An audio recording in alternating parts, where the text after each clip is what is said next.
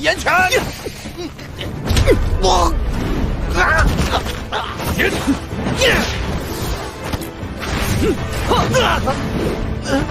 就我能看见吗？啊啊！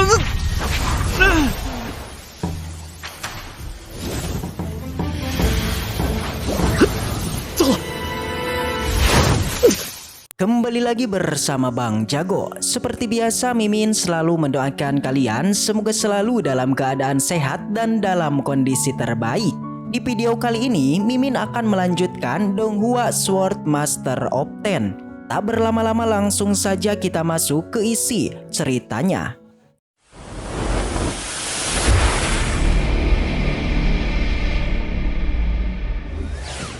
Cerita dilanjutkan yang memperlihatkan Lin Tian yang telah berhasil menguasai beberapa teknik ilmu bela diri. Diketahui pelatihannya telah mampu menyempurnakan tinju api bayangan dan juga teknik tebasan pedang.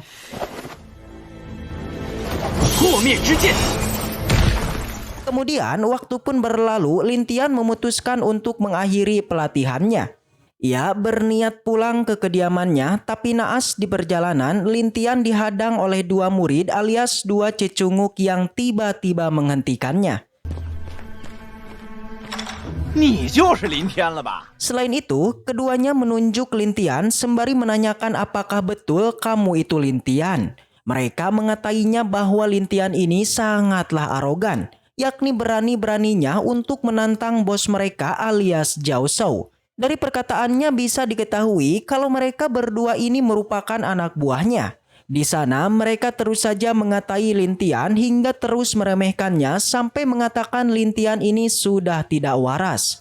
Karena mereka telah menyadari sejauh ini tak ada yang berani menantang bos mereka selain dari Lin Tian. Meski begitu, kehadiran dari cecunguk ini tentu saja tak membuat Lin Tian ketakutan. Yang ada, dia malahan menantang keduanya, bahkan mengira kedatangan keduanya itu pasti ingin menghajarnya. Yakni akibat telah berani membuat perjanjian dengan bos mereka. Dan ternyata memanglah benar. Mereka menjawab tujuan kedatangannya ke sini, yakni mereka ingin memberikan pelajaran kepada Lin Tian.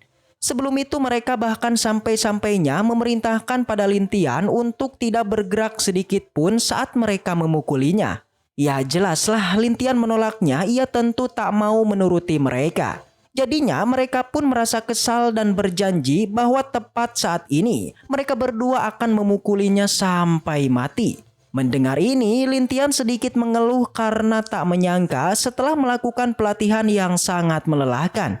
Dirinya alih-alih istirahat justru kini malah mendapat masalah yang mengharuskannya untuk salam olahraga. Dia meminta mereka untuk mengerti keadaannya karena sebelumnya ia telah melakukan pelatihan yang melelahkan. Sontak mendengar itu keduanya malah merasa senang karena tugas mereka akan sedikit mudah yang kini Lin Tian tengah dalam kondisi lemah. Jadinya mereka berasumsi bahwa tugas membantai Lin Tian itu akan semakin mudah. Langsung saja tak basa-basi lagi, keduanya melakukan pergerakan untuk menghajar Lin Tian dan kini pertarungan pun dilakukan. Tendangan, pukulan, tinjuan langsung diarahkan pada Lin Tian. Tapi entah kenapa setiap serangan itu terlihat sama sekali tak mampu untuk mengenainya. Mereka cukup kesal dengan kecepatan Lin Tian yang hingga sejauh ini dirinya bisa menghindari serangan dari mereka. Di sana mereka meminta agar Lin Tian tidak terus menghindari serangannya. Dan akhirnya permintaan itu pun dikabulkan, yang mana kali ini Lin Tian pun mulai serius, bahkan ia langsung mengeluarkan teknik asasinnya. Selain itu pada kesempatan ini Lin Tian juga berniat untuk mencoba teknik barunya, yaitu teknik tinju api bayangannya. Alhasil satu pukulan dari teknik itu akhirnya mampu membuat satu dari mereka terpental. Sontak saja rekannya yang melihat itu dia menjadi murka dan kembali menyerang Lin Tian dengan membabi buta. Setiap serangan yang dilancarkannya memang telah ditingkatkan, yang tentu hal itu mengharuskan Lin Tian untuk menggunakan teknik pedangnya. Di sana Lin Tian mengambil sebuah ranting pohon untuk dirubah menjadi sebuah pedang. Lin Tian mencoba memprovokasi musuhnya dan akhirnya itu berhasil. Membuat hanya dalam sekejap saja ia pun mampu menebasnya. 阿信，哼，你再来。 Alhasil pertarungan pun usai, Lintian kemudian menghampiri mereka untuk meremehkannya. Keduanya sangatlah ketakutan karena mereka sudah mengetahui tentang kekuatan Lintian yang di luar nalar. Namun Lintian ini tidaklah berniat membantai keduanya, tapi dia hanya ingin mematahkan tangan dan kaki mereka. Salah satu dari mereka mengatakan bahwa Lintian ini sangatlah kejam, tapi ungkapan itu seketika dibantah olehnya. Karena kalau saja Lintian kalah dengan mereka, maka pastinya mereka juga akan melakukan hal yang sama. Di sana mereka mencoba meminta maaf pada Lintian, tapi itu sudah terlambat. Yang akhirnya keduanya pun kesakitan dan Lintian pun pergi dari tempat itu. 你想干什么？你等等！好累啊！ Singkat cerita, keesokan harinya Lintian menghadiri sebuah kelas yang diadakan di Akademi Jiuyang. Di sana terdapat seorang guru yang menjelaskan mengenai dirinya yang merupakan wali kelas di sini. Selain itu, sebelum masuk pada pelajarannya, sang guru akan memulainya dengan menceritakan tentang pengalamannya di bidang ilmu bela diri. Di sana ia juga akan mengajar mengenai tentang teori ilmu bela diri kuno. Seorang murid menanyakan mengenai tentang ilmu bela diri kuno. Kemudian sang guru langsung mengeluarkan sebuah pecahan artefak yang disinyalir itu berkaitan dengan ilmu bela diri kuno. Yang mana sang guru menjelaskan bahwa ini adalah pecahan dari sebuah formasi. Dikatakan di masa lalu sebuah formasi merupakan sebuah teknik yang langka, yang hanya bisa dibuat dengan beberapa bahan yang sulit ditemukan. Selain itu, sang guru juga menjelaskan mengenai fungsi dari kekuatan formasi yang bisa membangkitkan kekuatan langit dan juga bumi dan juga bisa meningkatkan kekuatan seorang praktisi. 修炼的速度，提升修行速度。 Sontak saja semua murid tak terkecuali Lintian mereka begitu antusias untuk mendengarkannya. Bahkan semua murid seketika terpesona dan meminta sang guru untuk mengajarkannya. 教教我们吧，教教我们吧，教一下我们吧。 我们想学。 Menurutnya, untuk menjadi seorang master formasi itu jelas saja tidak semudah yang dibayangkan. Di mana untuk mempelajarinya dibutuhkan beberapa tahapan, yakni yang pertama, seorang praktisi diharuskan mempunyai kekuatan jiwa yang sangatlah kuat. Kedua, seorang praktisi haruslah mengerti tentang teori pembuatan pola formasi. Dan yang paling penting, sang guru bergumam seorang praktisi yang ingin belajar formasi dibutuhkan uang yang sangatlah banyak. Dikarenakan jika ingin membuat sebuah pola, maka dibutuhkan beberapa bahan yang sangatlah mahal. Mendengar penjelasan itu, Lintian semakin menjadi penasaran dan ingin segera mempelajarinya. Di sana, Lintian mencoba melihat dan memeriksa tentang bentuk formasi dari sebuah pola yang dikeluarkan gurunya. Entah apa yang terjadi di saat Lintian melihatnya, tiba-tiba pola formasi pun bereaksi. Bahkan selain itu Lintian juga tiba-tiba mengeluarkan sebuah pola formasi di belakang punggungnya. Tapi hal itu bukanlah sebuah keajaiban, melainkan kemunculan dari formasi itu mengharuskan Lintian untuk merasakan rasa sakit yang sangat dahsyat. 我身后的这一幅也是残缺的。就我能看见吗？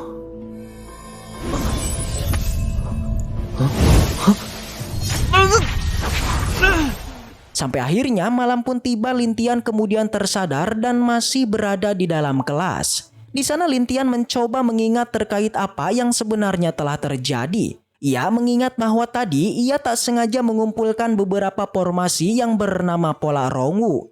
Dengan begitu Lintian pun memutuskan untuk mempraktekannya, tapi ia kebingungan mengenai di manakah ia menemukan bahan-bahannya. 1000灵币， Singkat cerita, Lintian mendatangi seniornya untuk meminjam uang sebanyak 1000 koin. Ia tidaklah mengatakan tentang rencananya untuk membeli bahan pembuatan pola formasi. Membuat sang senior pun enggan untuk memberikannya. 那我可不管。 Tapi Lintian tidak menyerah, dia kemudian kembali memohon agar seniornya ini bisa meminjamkannya.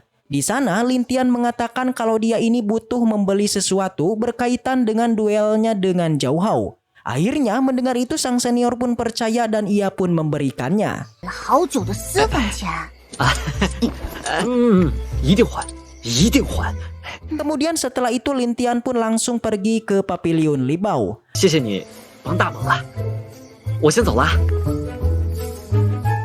Namun sebelum memasukinya, Lin Tian mengubah penampilannya dulu agar tidak ditemukan dengan keluarga Mo yang kini memburunya. Kemudian Lin Tian pun memasuki pavilionnya dan bertemu dengan seorang pelayan yang menanyakan kebutuhan dirinya. Lin Tian memberikan sebuah kertas yang di dalamnya terdapat resep untuk membuat pola formasi. Melihat ini tentu saja si pelayan langsung tahu kalau Lin Tian ini merupakan seorang master formasi dan seketika menghormatinya. Pada saat yang sama di sana terlihat sebuah kerumunan yang itu adalah penjualan dari pola formasi. Lin Tian kemudian menanyakan mengenai harga pola tersebut, yang ternyata pola itu merupakan sebuah pola teknik bela diri yang dinamakan teknik tubuh yang dijual dengan harga 3.000 koin. Mendengar itu Lin Tian langsung saja terkejut dan langsung memiliki niatan untuk menjual pola formasinya di tempat ini. Setelah membelinya, Lin Tian pun kembali ke rumahnya dan langsung mencoba untuk membuat sebuah pola. Di sana ia menyiapkan beberapa bahan untuk dijadikan sebuah pola formasi. Jelas saja untuk membuat sebuah pola memang tidaklah mudah. Lin Tian bahkan sampai mengalami kegagalan yang tidaklah sedikit.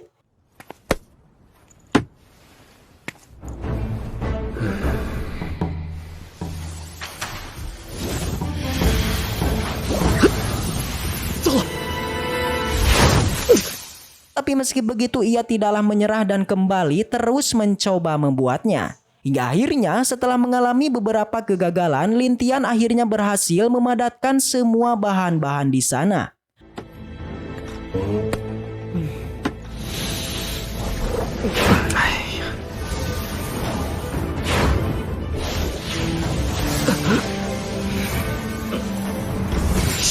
Dan setelah itu bersambung. Baiklah, mungkin segitu aja untuk pembahasan kali ini.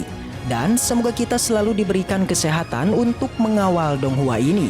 Dan sampai jumpa di video selanjutnya. See you next time, and seperti biasa, salam para jagoan.